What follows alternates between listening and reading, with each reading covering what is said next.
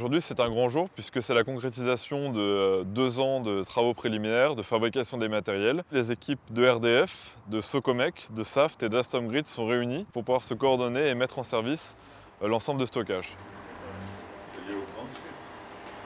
Alors aujourd'hui, on met en œuvre la partie on-grid, donc la première étape du projet NextGrid.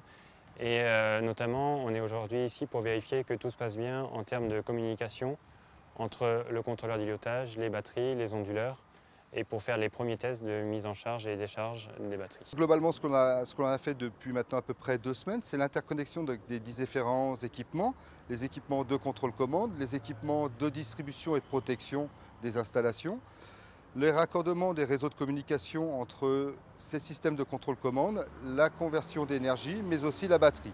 Donc nous sommes en train de faire la validation complète de tous ces réseaux de communication et de procéder aux premiers essais de charge et de décharge. On met en place de multiples systèmes de conversion associés à une seule et unique batterie, ce qui nous permet en même temps de valider pour de futures installations ce qu'on appelle des architectures décentralisées, donc de localiser des convertisseurs à différents endroits d'un même quartier, d'un même site.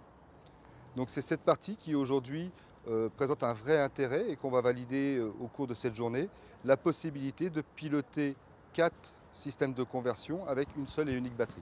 Aujourd'hui, on est satisfait des tests. On a pu tester la connexion des onduleurs au réseau et faire des cycles de charge et de décharge. Donc c'est positif. À partir d'aujourd'hui, nous sommes capables de stocker l'électricité du réseau sous forme de batterie et décharger l'électricité de la batterie dans le réseau afin de pouvoir réaliser l'ensemble des applications du projet NextGrid, que ce soit l'intégration du photovoltaïque, la réduction de la puissance de pointe en hiver ou l'îlotage.